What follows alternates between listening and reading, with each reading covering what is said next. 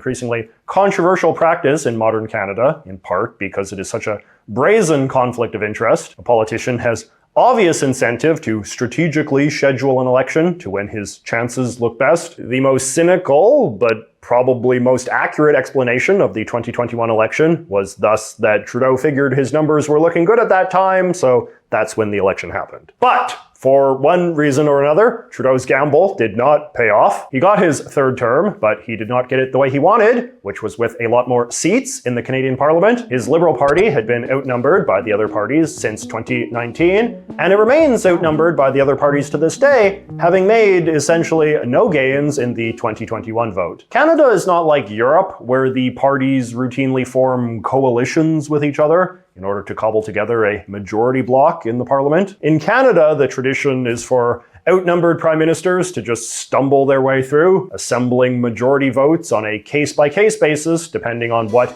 issue happens to be going before the Parliament on any given day.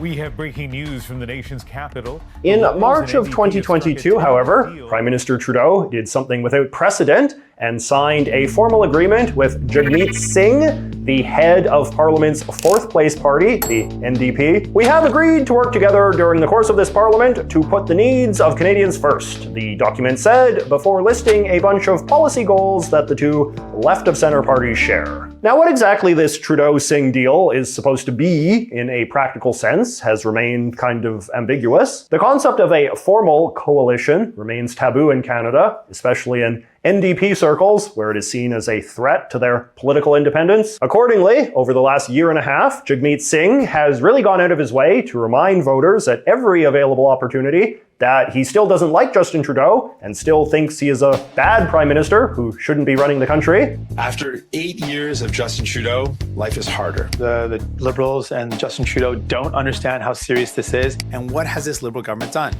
Nothing but delay and disappoint. When I'm Prime Minister, I will keep my promises. While simultaneously voting with Trudeau's Liberals on all major pieces of legislation. But the NDP would say that this isn't really a contradiction. In their mind, by being a loyal legislative partner for Trudeau, they are helping ensure a government that they otherwise think is awful at least remains focused on the progressive priorities outlined in their deal, as opposed to other less progressive things. I'm gonna fight. We're gonna fight together as a team for every last thing we force this government to agree to, and then some. The NDP likes to view itself as the party to the left of the Liberals, and they have this whole lore about themselves based on this idea that the only time the Liberals ever do progressive things is when the NDP has enough parliamentary power to pressure them to. And what kind of progressive things have the two parties been working on over the last year and a half, you ask? Well, among other things, they have unveiled a new program offering financial support to Canadians without dental insurance, expanded paid sick leave for workers in certain sectors, raised taxes on banks and insurance companies, and put battling climate change and improving relations with the Native Canadians at the forefront of the government's agenda. Now, the problem for both Trudeau and the NDP is that there is not a lot of evidence to suggest that this particular set of priorities has been a great winner with voters. In the year and a half they've been working together, both Trudeau and Singh have seen their poll numbers stagnate and fall. This puts the NDP in a particularly unpleasant position for an opposition party, since they now have a lot less room to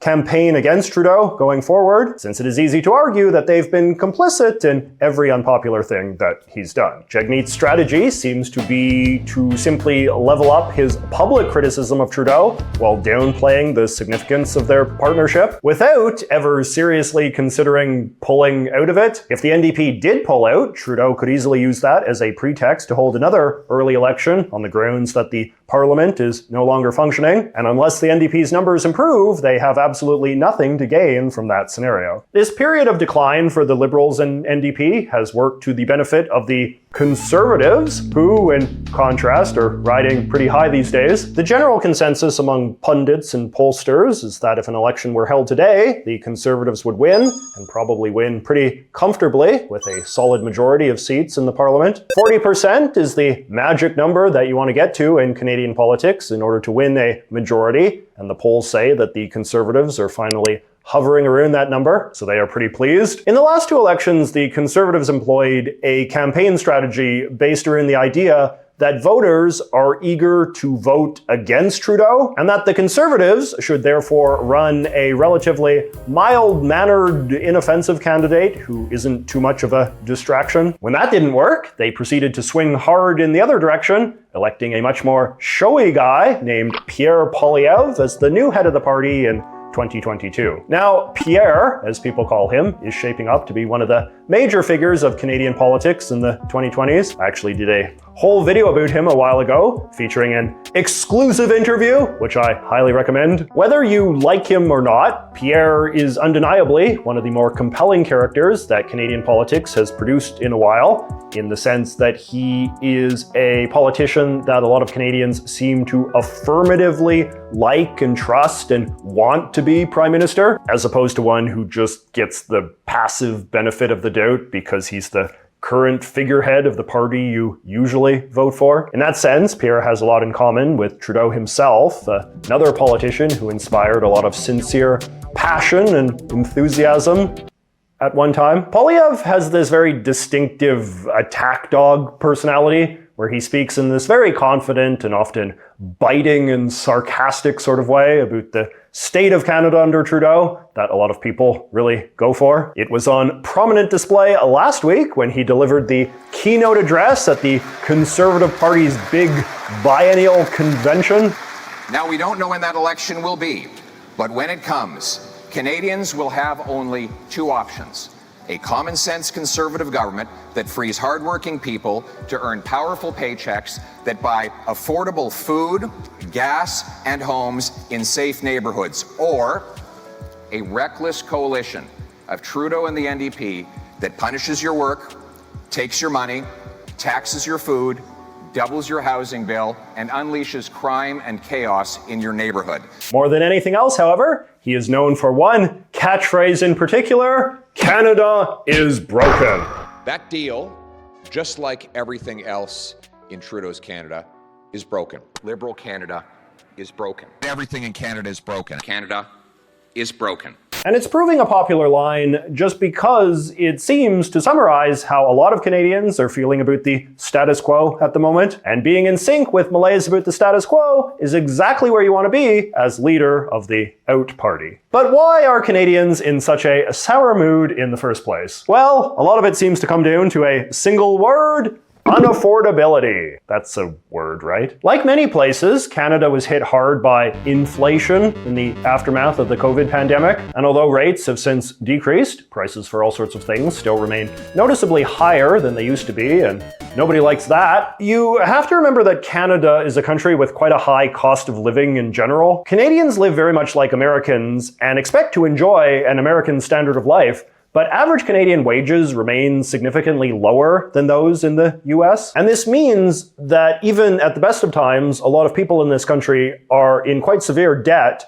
with many outwardly comfortable middle-class families actually living paycheck to paycheck. So when things like groceries or gas get even slightly more expensive, it can do a lot of damage to Canadians' delicate personal finances. But the biggest unaffordability pain point of all continues to be housing. Canada has some of the most expensive homes and apartments in the entire world, about twice as expensive as comparable housing in the US, again, despite the fact that Canadian wages are significantly lower. This is a trend that has been increasing for quite a while, but is now truly starting to hit crisis levels, with any Canadian not currently a homeowner almost certainly feeling it in some way, either in the form of outrageously high rent for a place that's not really worth it, or an insanely long mortgage to pay off an equally insanely overpriced house. Now, what exactly is at the root of Canada's housing affordability problem is the sort of thing that everybody loves to debate endlessly in this country, and people make all sorts of arguments that align with their ideological priors. It's clearly some sort of mix of both supply and demand variables, with popular ones to blame